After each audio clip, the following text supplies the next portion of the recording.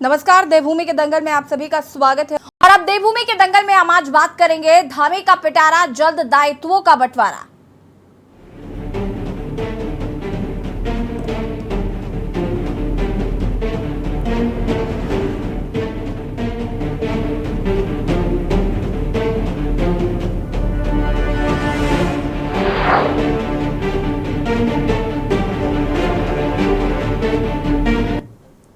उत्तराखंड में अगले साल होने वाले लोकसभा चुनाव से पहले राज्य में एक बार फिर कैबिनेट विस्तार और दायित्वों के बंटवारों की चर्चा शुरू हो गई है।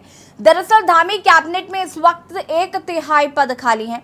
बता दें कि धामी कैबिनेट में 3 पद पिछले साल से ही खाली चल रहे हैं, जबकि हाल ही में कैबिनेट मंत्री चंदन राम दास के आकस्मिक निधन के बाद मंत्रिमंडल के 4 पद रिक्त चल रहे हैं। इस वजह से मंत्रिमंडल विस्तार को लेकर चर्चाएं तेज हो गई हैं।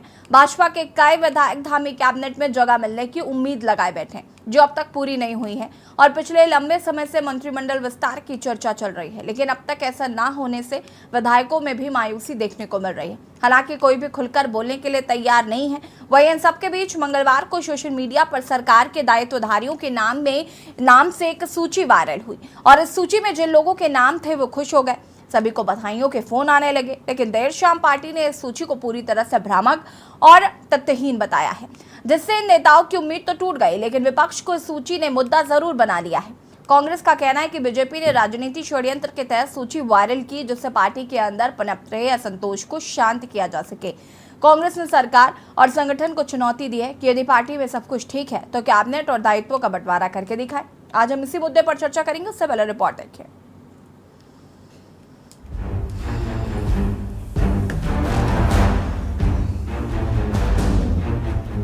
उत्तराखंड में अगले साल होने वाले लोकसभा चुनाव से पहले राज्य में एक बार फिर से कैबिनेट विस्तार और दायित्वों के बंटवारे की चर्चा भी शुरू हो गई है। दरअसल धामी कैबिनेट में इस वक्त 1/3 पद खाली है। बता दें कि धामी कैबिनेट में 3 पद पिछले साल से ही खाली चल रहे हैं, जबकि हाल ही में कैबिनेट मंत्री चंदन राम दास के आकस्मिक निधन के बाद मंत्रिमंडल के 4 पद रिक्त चल रहे हैं। इस वजह से मंत्रिमंडल विस्तार को लेकर चर्चाएं तेज हो गई हैं। भाजपा के कई विधायक धामी कैबिनेट में जगह मिलने की उम्मीद लगाए बैठे हैं, जो अब तक पूरी नहीं हुई है। पिछले लंबे समय से मंत्रिमंडल विस्तार की चर्चा चल रही है, लेकिन अब तक ऐसा न होने से विधायकों में मायूसी देखने को मिल रही है। हालांकि कोई भी खुल करके बोलने के लिए तैयार नहीं है। वहीं वरिष्ठ पत्रकार कुलदीप राणा का कहना है कि मंत्रिमंडल में बड़ा फेरबदल होने की संभावना है। मौजूदा मंत्रियों की परफॉर्मेंस का भी आकलन बीजेपी में किया जा रहा है। काम कर ही रही है और काम ठीक भी चल रहा है, जनता संतुष्ट भी है, तो ऐसा नहीं कि कोई इसके कारण कोई बहुत बड़ी समस्या खड़ी हो गई हो। लेकिन ठीक है, अगर काम करने के लिए हाथ बढ़ेंगे तो काम आसान होगा, अधिक काम होगा, तो उसका प्रयास होना चाहिए। देखिए, हमारा उपयोग तो पार्टी को तय करना है। पार्टी संगठन ने विधायक के रूप में हमारा उपयोग करना चाहा तो हम आज विधायक के रूप में काम कर रहे हैं। पहले मेयर के रूप में किया तो मेयर के रूप में काम किया, तो आगे जैसे भी उनके निर्देश होंगे वो जैसा चाहेंगे वैसे काम लेंगे। देखिए, उत्तराखंड में हमेशा ये चर्चाओं का बाजार गर्म रहता था कि भाई मुख्यमंत्री बदला जा रहा है, मुख्यमंत्री बदला जा रहा है। लेकिन इस बार चीज़ें कुछ दूसरी दिशा में जाती हुई दिखाई दे रही हैं और बहुत तेज़ी से ये बात उभर करके आ रही है कि आने वाले समय में उत्तराखंड के मंत्रिमंडल में बड़ा फेरबदल किया जा सकता है। अब यह फेरबदल उत्तराखंड में बैठे मंत्रियों के कितनों के पक्ष में जाएगा, कितनों के विपक्ष में जाएगा, ये तो आने वाला समय बताएगा। लेकिन जो विधायक हैं, क्योंकि 4 पद अभी रिक्त चल रहे हैं, ऐसे में जो विधायक हैं उनमें से कईयों के भाग्य से छीका भूत सकता है। उनकी परफॉर्मेंस के आकलन के आधार पर इस बार मंत्रिमंडल में उनको जगह दी जा सकती है। वहीं इन सबके बीच मंगलवार को सोशल मीडिया पर सरकार में दायित्वधारियों के नाम से सूची वायरल हो गई। इस सूची में जिन लोगों के नाम थे वे खुश हो गए। सभी को बधाइयों के फोन भी आने लगे, लेकिन देर शाम पार्टी ने इस सूची को पूरी तरह से भ्रामक और तथ्यहीन बता दिया, जिससे इन नेताओं की उम्मीद टूट तो गई, लेकिन विपक्ष को इस सूची ने मुद्दा जरूर दे दिया। कांग्रेस का कहना है कि बीजेपी ने राजनीति षड्यंत्र के तहत सूची वायरल की है, जिससे पार्टी के अंदर पनप रहे असंतोष को शांत कर सके। कांग्रेस ने सरकार और संगठन को चुनौती दी है कि यदि पार्टी में सब कुछ ठीक है तो कैबिनेट और दायित्वों का बंटवारा करके दिखाएं। वहीं भाजपा प्रदेश अध्यक्ष महेंद्र भट्ट ने इस वायरल सूची की जांच करने की बात कही है। देखिए, पार्टी स्तर पर हमने इसकी जांच की बात की है, क्योंकि इस प्रकार की कोई सूची पार्टी द्वारा ना तो कहीं प्रेस को दी गई है, पूरी तरह फर्जी सूची है। और क्योंकि सोशल मीडिया में चलने के बाद मैंने माननीय मुख्यमंत्री से भी समूह वार्ता की है और पार्टी स्तर पर हमने जांच उसमें बिठा दी है और जो भी व्यक्ति दोषी है उसके खिलाफ कार्रवाई हम लोग करेंगे। ये बीजेपी ने एक राजनीतिक षड्यंत्र के तहत इस तरीके की सूची वायरल की है, जो पार्टी के अंदर असंतोष पनप रहा है, जिस तरीके की सिर फुटबॉल हो रही है, कार्यकर्ताओं पर रोष है। मैं समझता हूं उसको शांत करने के लिए ये केवल वायरल जो सूची षड्यंत्र के तहत ताकि कार्यकर्ताओं का संतोष समाप्त किया जा सके। सरकार में न नैतिकता है वो कैबिनेट का विस्तार कर ले, न संगठन में इतनी ताकत है कि वो दायित्व बंटवा सके, तो एक सूची वायरल करके कार्यकर्ताओं को झुंझुना पकड़ाया जा रहा है। कुल मिलाकर के उत्तराखंड में अगले साल होने वाली लोकसभा चुनाव से पहले राज्य में एक बार फिर से कैबिनेट विस्तार और दायित्वों के बंटवारे की चर्चा शुरू हो गई है। सवाल ये है कि क्या सीएम धामी वास्तव में इस बार मंत्रिमंडल का विस्तार करेंगे? क्या जानबूझकर पार्टी ने दायित्वदारों की सूची को वायरल किया? क्या कांग्रेस की चुनौती को भाजपा स्वीकार करेगी? Uttarakhand desk report. जी हाँ, तो सोशल मीडिया पर एक लिस्ट वायरल हुई जिसके बाद बवाल मच गया। लिस्ट में आपको बता दें कि 4 पद खाली चल रहे हैं जिन पर दायित्व बंटवारा होना है और उसको लेकर संगठन अपनी तैयारियां कर रहा है, तमाम चीज़ें देखने को मिल रही हैं। ऐसे में सोशल मीडिया पर जब ये लिस्ट जारी होती है तो लोग खुश हो जाते हैं, मिठाइयाँ बंटने लगती हैं, फ़ोन आने लग जाते हैं और उसके बाद फिर ये आधिकारिक तौर पर कहा जाता है कि ये तथ्यहीन सूची है, भ्रामक सूची है, इसे ऐसे ही किसी ने वायरल किया है। हालांकि विपक्ष को एक मुद्दा मिला और विपक्ष ने इस मुद्दे को बनाने के लिए कहा कि जो कार्यकर्ता हैं या जो मंत्री हैं उनमें अब असंतोष की स्थिति पैदा हो रही है, यानी कि अंतर्द्वंद जो है वो भारतीय जनता पार्टी में है और जिसे वो मिटा नहीं सकते, इसलिए ऐसी सूची को वायरल किया गया है ताकि स्थिति को सामान्य किया जा सके। आज हम इसी पर चर्चा करेंगे। मेहमान हमारे साथ जुड़ चुके हैं, उनसे आपका परिचय करा देते हैं। सत्यवीर चौहान जी भारतीय जनता पार्टी के प्रवक्ता हमारे साथ जुड़ चुके हैं। मथुरा दत्त जोशी जी प्रदेश उपाध्यक्ष कांग्रेस। कुलदीप राणा जी वरिष्ठ पत्रकार हमारे साथ जुड़ चुके हैं। शांति प्रसाद भट्ट जी वरिष्ठ प्रवक्ता यूकेडी। राजेश बिष्ट जी आम आदमी पार्टी के प्रवक्ता हमारे साथ जुड़ चुके हैं। आप सभी का बहुत बहुत स्वागत है। मथुरा दत्त जोशी जी फिलहाल हमारे साथ नहीं है। शुरुआत सत्यवीर जी आपसे ही करूंगी मैं। दायित्व बंटवारा होना है, संगठन इस पर काम कर रहा है, जल्द ही दायित्व बंटवारा हो सकता है, मंत्रिमंडल में फेरबदल हो सकता है, जो चर्चाएं सुनने को मिल रही हैं। लेकिन विपक्ष का मानना है कि पार्टी के अंदर अंतर्द्वंद चल रहा है। अनम्यूट कीजिएगा सत्यवीर जी। यशी जी आपको प्रणाम और आपके सभी दर्शकों को मेरा सादर प्रणाम। यशी जी आपने कहा कि पार्टी के अंदर हमारे सब कुछ सही नहीं चल रहा है। विपक्ष अगर पार्टी के मतलब आप विपक्ष के शब्दों में ही आप तक पहुंचा देता हूं।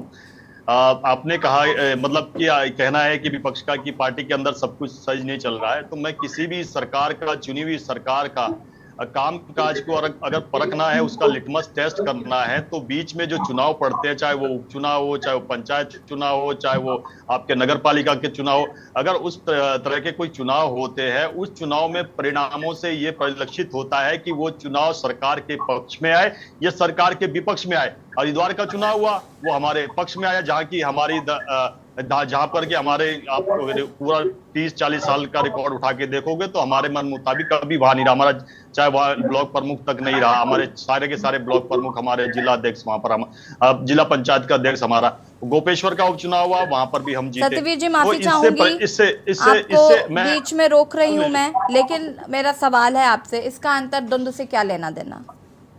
नहीं, मैं कह रहा हूं अगर अंतर्द्वंद होता तो अंतर्द्वंद तो उस चुनाव में दिखाना हरिद्वार में कांग्रेस के अंदर, जब हरीश रावत बोले कि हम जैसे पार्टी के जो कार्यकर्ता है हमसे पूछा नहीं गया। हमारे बताइए किसी का कोई बयान आया हो, किसी की कोई इस प्रकार की टिप्पणी आई हो, पार्टी के किसी नेता को इस प्रकार से आके उसका खंडन करना पड़ा हो?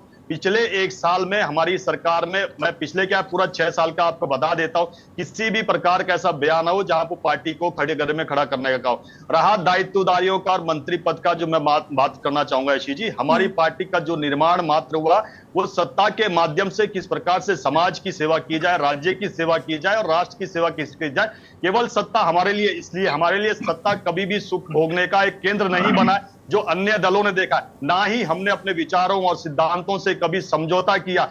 हमारे कार्यकर्ता आते हैं, उनको काम जो दिया जाता है उस काम को लगातार करते हैं और पार्टी अपने स्तर पर तय करती है कि किस कार्यकर्ता की कितना उसके अंदर क्षमता, उस क्षमता के आधार पर उसको काम दिया जाता है। हमारी पार्टी ने कभी भी इस तरीके से काम नहीं किया कि पिछले 6 सालों में हमने चाहे उत्तराखंड के अंदर ही देख लिया होगा कि एक भी ऐसा काम नहीं किया जो उत्तराखंड को शर्मसार होना पड़ो। हमने तो लगातार विकास के कार्य किए हैं, 4 धाम की यात्रा चल रही है, इस बात को रिकॉर्ड तोड़ दिया इतने कम समय में। जिस प्रकार से यात्री आ रहे हैं हमारे, तो उन सब पे हमारे कार्यकर्ताओं का, सरकार का उस और ध्यान है कि किस प्रकार से 4 धाम की यात्रा को सुचारू रूप से चलाया जाए। जो सरकार की योजनाएं हैं उन योजनाओं को किस प्रकार से जन जन तक पहुंचाया जाए, उनको जागरूक किया जाए, अंतिम पायदान पे जो व्यक्ति है वो किस प्रकार से लाभान्वित हो सके उसके लिए काम कर रही है। ये जो काम हमारे कभी भी कार्यकर्ता इन चक्रों में नहीं पड़ता कि मेरे को मंत्री पद मिलेगा, मेरे को दायित्वदारी बनेगा। अनेकों कार्यकर्ता हमारे एक त्याग और समर्पण के बल पे हम 2 से चले थे 303 पे, अनेक राज्यों में सरकारें बनाई, हमारे सहयोगी दलों के साथ हमने सरकारें बनाई। कभी इस प्रकार का वैमनस्य सरकार के जो मंत्री है या हमारे विधायक है या अन्य जनप्रतिनिधि है कभी देखने को नहीं मिला कि मंत्री पद नहीं दिया तो मैंने इस प्रकार का आपको कहते देखने को मिलेगा, पार्टी छोड़ के चलेगा। अन्य दलों में देखा होगा आपने कि अगर उनको नहीं मिलता है, मंत्री पद नहीं मिलता है या अन्य कोई दायित्व वो नहीं मिलते, उसके बाद आपने देखा किस प्रकार से अन्य दल किस प्रकार से टूट के बिखर गए। हमारी पार्टी में एक बार भी इस प्रकार का आपको देखने को नहीं मिला और कभी भी हमने उनकी पैरवी नहीं की जो राज्य विरोधी हो या राष्ट्र विरोधी हो। सत्यवीर जी, ये तो आपका पक्ष हो गया, ये आपका पक्ष हो गया, इस पर आगे हम बातचीत करेंगे और लोगों का भी रुख कर लेते हैं। मैं यहाँ पर रुक करना चाहूंगी राजेश बिष्ट जी का, क्या कुछ कहना चाहते हैं इस अंतर्द्वंद को लेकर जो बात निकलकर सामने आ रही है, साथ ही साथ दायित्व बंटवारे को लेकर भी?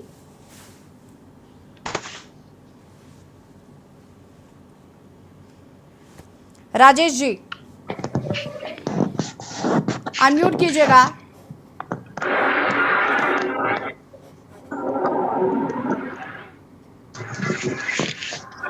आवाज आ रही है? जी जी कंटिन्यू करिए प्लीज। देखिए, जो बीजेपी के अंदर अंतर्द्वंद चलता है ये कोई नई बात नहीं है। पूर्व की बातें भी अगर हम देखें 2017 से 22 में जब इनकी सरकार चली तो 3 मुख्यमंत्री को बदलना पड़ा क्योंकि वहां पे भी मुख्यमंत्री की लड़ाई बहुत लंबे टाइम से चल रही है। अभी की अगर हम बात करें जिस हिसाब से मंत्रिमंडल विस्तार की बात है, मेरा ये मानना है कि 6 वर्षों का समय हमारे लोगों ने बीजेपी पार्टी को विश्वास के साथ दिया। राजेश जी माफी के साथ आपको मैं यहाँ पर रोक। देवभूमि के दंगल में आज हम बात कर रहे हैं दायित्वों के बंटवारे की। उत्तराखंड में अगले साल होने वाले लोकसभा चुनाव से पहले राज्य में एक बार फिर कैबिनेट विस्तार और दायित्वों के बंटवारों की चर्चा शुरू हो गई है। धामी कैबिनेट ने इस वक्त 1/3 पद खाली हैं। बता दें कि धामी कैबिनेट में 3 पद पिछले साल से खाली चल रहे थे और जबकि हाल ही में कैबिनेट मंत्री चंद्र रामदास के आकस्मिक निधन के बाद मंत्रिमंडल के 4 पद रिक्त चल रहे हैं। अंतर्द्वंद अंतर्कलह की बात निकलकर सामने आ रही है, चर्चा हम इसी पर कर रहे हैं। मेहमान लगातार हमारे साथ जुड़े हुए हैं और मैं यहाँ पर रुक करना चाहूंगी राजेश बिष्ट जी का। फटाफट अपनी बात को पूरा करिएगा आप, उसके बाद मथुरा दत्त जी का रुख करूंगी मैं। राजेश जी सुन पा रहे हैं आप? बंद कर दो। केसी जी आवाज आ रही है? जी जी।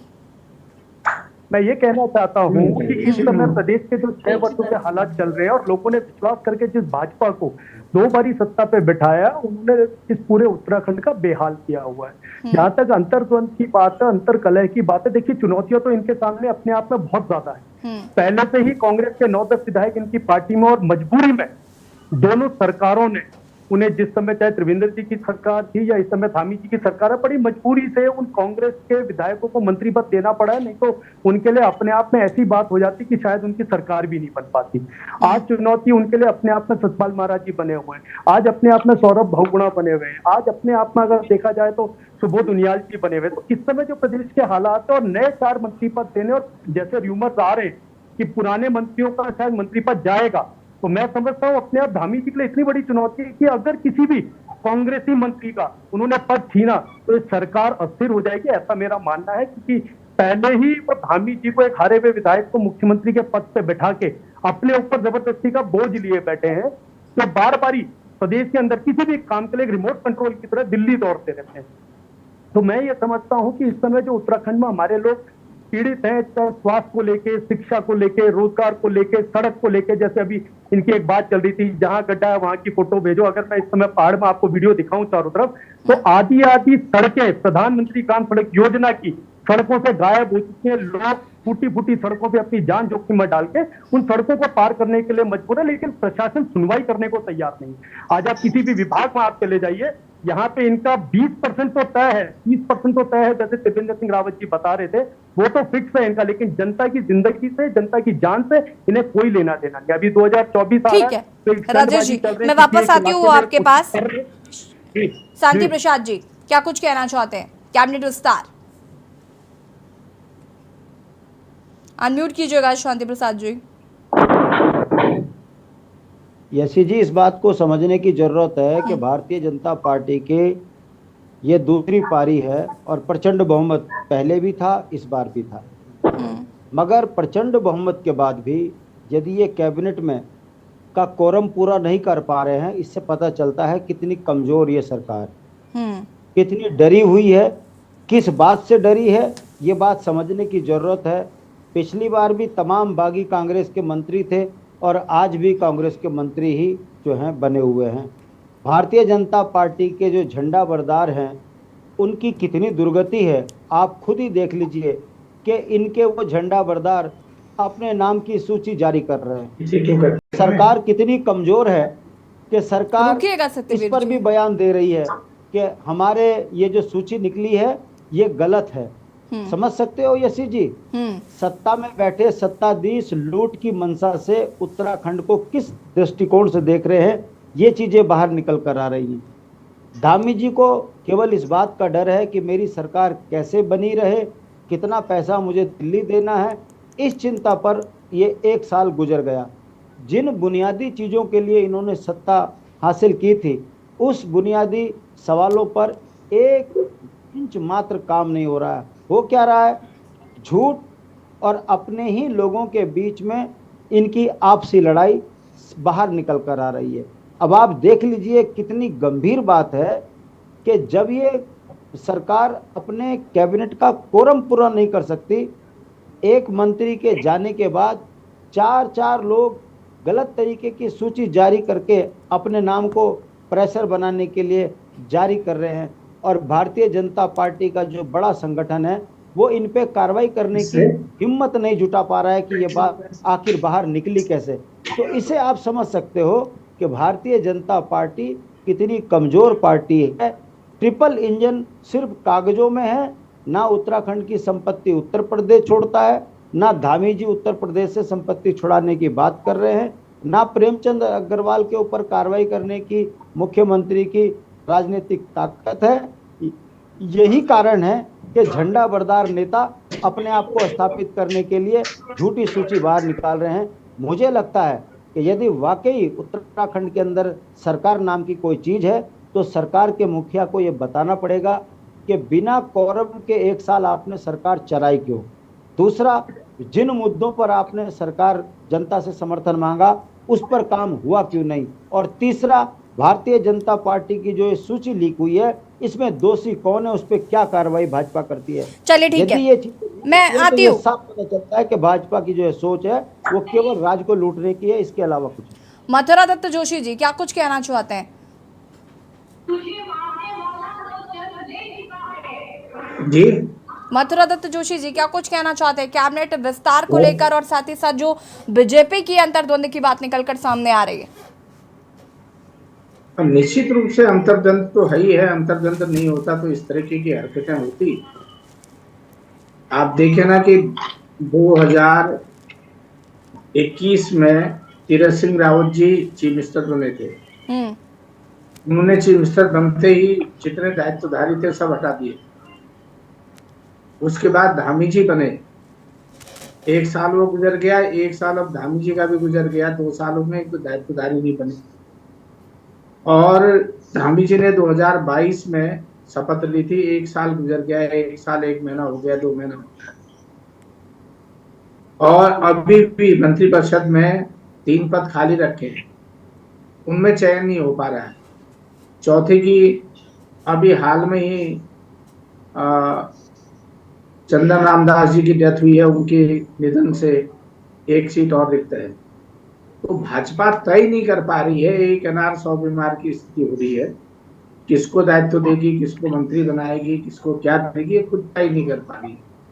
खुद अपने ही बुने हुए जाल में भारतीय जनता पार्टी फंस गई है और प्रदेश नेतृत्व ही फंस गया है, अपने ही बुने हुए जाल में फंसे हुए, और ये तय नहीं कर पा रहे कि आप किसको बना रहे हो, किसको नहीं बना रहे हो, क्या करोगे, क्या आपका आगे का प्लान होगा, कार्यकर्ताओं को दोगे कि नहीं दोगे। जिन कार्यकर्ताओं के खून पसीने से ये सरकार बनी है, आज उन्हीं को तड़पना पड़ रहा है दायित्व के लिए। उनकी एक सूची कल वायरल होती है, वो तो मुझे लगता है कि भाजपा ने जानबूझ के वायरल कराई और उनको डराने धमकाने के लिए कही कि जो लोग जरा जोर से बोल रहे हैं उनको डराया धमकाया जा रहा है कि अगर आप बोलोगे तो सूची में आपका नाम है, आपका नाम काट दिया जाएगा। एक रणनीति भाजपा की ये हो सकती है, और एक इसी रणनीति के तहत भाजपा ने ही सूची वायरल की। आप इधर गोपन में सूची बनती है या पार्टी के कार्यालय में बनी होगी गोपनीय सूचियां बनती हैं, और जब सूची वायरल हो रही है तो आप समझ सकते हैं कि भाजपा कितने बड़े अंतर्द्वंद से गुजर रही है। इनके मंत्रियों का आपस में सामंजस्य नहीं है, कोई मंत्री कुछ कहता है, कोई मंत्री कुछ कहता है। मंत्री मुख्यमंत्री को मुख्यमंत्री मानने को तैयार नहीं है, और मुख्यमंत्री जी किसी पे विश्वास नहीं कर रहे हैं, जहां जा रहे हैं अकेले जा रहे हैं। अगर किसी मंत्री का क्षेत्र भी है तो वहां मंत्री नहीं उपस्थित हो रहा है, प्रभारी मंत्री उपस्थित नहीं हो रहा है, जिस मंत्री का जो विभाग है उसको नहीं देख पा रहा है। ठीक है मथुरा दत्त जी, मैं इन सारे सवालों के जवाब सत्यवीर जी से लूंगी। उससे पहले कुलदीप राणा जी क्या कुछ कहना चाहते हैं, अंतर्द्वंद अंतरकलह की जो बात निकल कर सामने आ रही है? देखिए, ऐसे ही अंतर्द्वंद कितना है, अंतरकलह कितना है, ये तो दोनों दलों का हमने देखा है। कौन सड़क पे किसके कार्यकर्ता मारपीट करते हैं और कौन शांत बैठा हुआ है। और अंतर्द्वंद और जो बात वाली बात, एक अनार 100 बीमार वाली बात कभी मैं सुन रहा था कांग्रेस के प्रवक्ता को, तो मेरे को अचानक याद आया कि कर्नाटक में भी कुछ ऐसी स्थिति बनी हुई है। खैर, लेकिन जहां तक ये उत्तराखंड की बात है, यहाँ भाजपा का जो अनुशासन है, इसका डंडा इतना मजबूत है कि कार्यकर्ताओं में के अंदर छटपटाहट है, इससे कोई दुराई नहीं है। कार्यकर्ताओं में निसंदेह छटपटाहट है। लेकिन जिस तरह की चीजें हुई हैं और पिछले 7-8 सालों में हमने जिस तरह से भाजपा की राजनीति को देखा है और उसमें जो बदलाव आए हैं, मुखर होकर के किसी के इतनी हिम्मत नहीं है कि वो बाहर आकर के कह सके कि हाँ हमें हमारे साथ ये हुआ है, या हमारी जो आकांक्षाएं हैं, अपेक्षाएं हैं, पार्टी पूरी नहीं कर पा रही।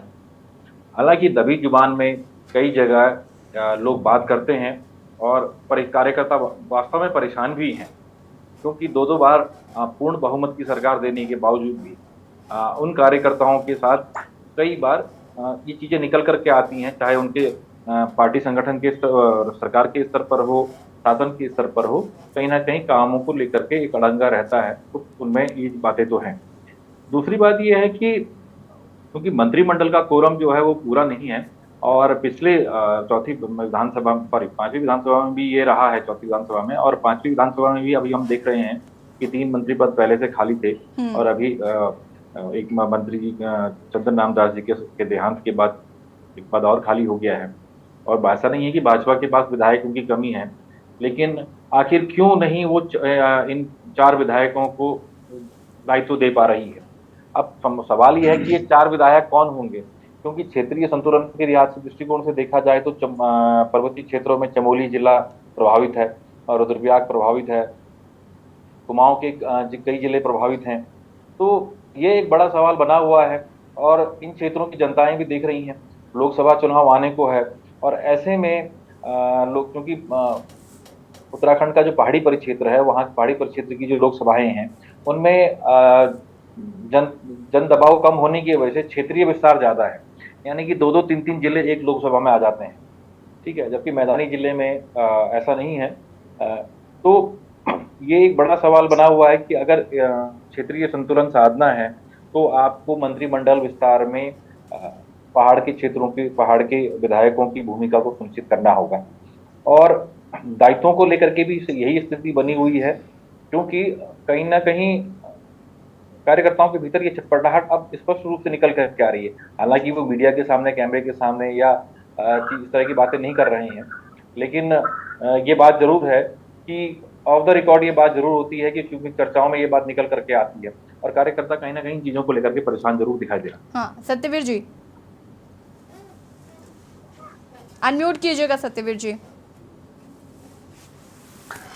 यशी जी, पहले तो मैं कांग्रेस के प्रवक्ता का जवाब दे दूं। उन्होंने कहा कि हमारे अंदर बड़े अंतर्द्वंद चल रहे हैं। अब मैं क्या कहूं उस बारे में कि ये कहावत है ना कि कांग्रेस के कुएं में भांग बोई हुई है, उस भांग को सब पिए जा रहे हैं। अब उसके बाद किस प्रकार का आपके सामने आएगा, कोई ज्यादा उसको तुल लेने की आवश्यकता नहीं है। मैं कहना चाहता हूं, जब हरीश रावत जी मुख्यमंत्री थे, बड़े ध्यान से सुनना, मैं आपको बड़े धैर्य से बताता हूं, एक कोई भी दायित्वधारी बनेगा उत्तराखंड का मूल निवासी होगा और भारतीय जनता पार्टी का कार्यकर्ता होगा और समाज सेवी होगा, और जो समाज के लिए बहुत अच्छा काम किया होगा वो भी होगा। मगर हमारे यहाँ इस प्रकार का कोई व्यक्ति नहीं होगा जो उत्तराखंड से, जिसका कोई रिश्ता नाता नहीं है, उसको दायित्वधारी बना दे, उसके ऊपर संगीन आरोप लगे हों। हाजी शकील कुरैशी, जो कि उसके ऊपर कई 100 करोड़ों की रेड पड़ी है और किस प्रकार के आपराधिक षड्यंत्र, आपराधिक उसके ऊपर मुकदमे हैं, इस प्रकार का आपको एक भी व्यक्ति यशी जी देखने को नहीं मिलेगा। बाकी अंतर्द्वंद कांग्रेस का ये तो इनके लिए आम काम है। जिस प्रकार से आपने राजस्थान में भी देख रहे हो कि गहलोत जी और सचिन पायलट जी, कितना आप देख रहे होंगे फुटबॉल मथुरा दत्त जी जवाब देंगे। होती है, 2 टीमें होती है, कैसे खेलती है और विभाग बदलती है। मथुरा दत्त जवाब देंगे क्या? नई सरकार बनी है, सत्यवीर जी उसके बाद आपको सुन लिया ना। अभी तो मुझे के भी जवाब देने हैं यशी जी। हाँ, ठीक है, एक एक करके जवाब दीजिए ना आप। जी जी जी जी। मथुरा दत्त जी कुछ कहना चाहते हैं? अब मैं, मेरे छोटे भाई हैं, क्या बोल सकता हूँ उनके लिए, इनको दिख ही नहीं रहा। अगर ठीक है अंतर्द्वंद नहीं है तो सतपाल महाराज जी सियार लिखने के लिए बार बार 2 साल से डिमांड क्यों कर रहे हैं? अंतर्द्वंद नहीं है तो रेखा आर्या अपने अधिकारी को हटाने के लिए बार बार क्यों कह रही है? अगर अंतर्द्वंद नहीं है तो जो प्रेमचंद जी का हाल हुआ, सड़क पर उतर के गुंडई में उतर आए हैं, अब मैं इन शब्दों का इस्तेमाल नहीं कर सकता, तो क्या है ये? क्यों नहीं तय कर पा रहे हैं? फिर किसको मंत्री बनाओगे? 3 आपके मंत्री पद शुरू से खाली आए हैं, तो बहुमत की सरकार है, हम कहाँ करें? आपके यहाँ तो होना ही नहीं चाहिए था। ठीक है, हमारे यहाँ तो है, बड़ी पार्टी है, तमाम तरीके की बातें होता है, अच्छा, स्वाभाविक बात है। आपके यहाँ तो जब क्यों ऐसा हो रहा है? क्यों नहीं आप मंत्री बना रहे हो? फिर तो संविधान ने आपको ताकत दी है, फिर जरूरत क्या है? आप तो अकेले मुख्यमंत्री जी घूम रहे हैं। मैंने अभी कहा ना, 4 धाम यात्रा का शुभारंभ हो रहा था, बताइए पर्यटन मंत्री जी या धर्मस्व मंत्री जी या संस्कृति मंत्री जी कहाँ थे? सत्यवीर जी ठीक है, मथुरा दत्त जी। सत्यवीर जी, मैं कोई भी आरोप लगाता हूँ बड़ा सोच समझ के आरोप लगाता हूँ। मुझे पता है कि मेरी तरफ भी, मेरी खिड़की में भी पत्थर मारेंगे आप। अरे आपकी सत्यवीर जी 30 सेकेंड्स हैं आपके पास अपनी बात को पूरा करने के लिए, इससे 1 सेकंड ज्यादा नहीं। मैं ऋषि जी आपको यही कहना चाहता हूं, कांग्रेस अपने अगर 5 स्टार वाले कमरों से बाहर निकलेगी तो उनको दिखेगा कि किस प्रकार से धरातल पर काम हो रहा है। आज के अखबार उठा लो, मैं पीछे नहीं जाता हूं, पहली बार कि सभी अखबारों ने बड़े अच्छे तरीके से छापा है कि उत्तराखंड का परिवहन पहली बार लाभांश में आया है। तो ये तो अगर ये अखबार छाप रहे हैं, अब बीजेपी का तो है नहीं, अमर उजाला हो चाहे हिंदुस्तान हो, वो सब छाप रहे हैं कि उत्तराखंड में पहली बार परिवहन विभाग लाभांश में आए। तो ये लाभांश में तब आया होगा ना जब हमने धरातल पर काम किया होगा, हमारे मंत्री जी ने काम किया होगा। और जो स्वर्गीय मंत्री जी है, उन्होंने जिस प्रकार से उनके कालखंड में जिस प्रकार से नए नए सत्यवीर जी, पद खाली है, पद खाली क्यों है? पद खाली क्यों है? पद खाली क्यों है? मुझे ये बताइए ना कि सब भरे जाएंगे, मुझे इसका जवाब दीजिए, पद खाली क्यों है? मुझे नहीं जानना है अभी ये। आप हमेशा काम का ब्यौरा लेकर बैठ जाते हैं, अभी धरातल पर सड़कें खोदने निकलेंगे तो वहां पर सारी सड़कें टूटी निकलेंगी। अरे सुन तो लीजिए, मुझे वो बातें बिल्कुल मत बताया करिए जो सिर्फ कागजों पर है। सत्यवीर जी प्लीज। नहीं, कांग्रेस के जो सम्मानित प्रवक्ता, उन्होंने तमाम सवाल उठाए, उन्होंने मंत्रियों के नाम बताया। मैं नहीं जाऊंगा कि किस प्रकार से संजय गांधी ने नसबंदी करी थी, 60 लाख लोगों की नसबंदी करी थी। नहीं जाऊंगा, जा भी रहे हैं। मंत्रियों के ब्यौरा तो मैं देना दे दूंगा। शांति प्रसाद जी कुछ कहना चाहते हैं क्या? 30 सेकंड से। शांति प्रसाद जी,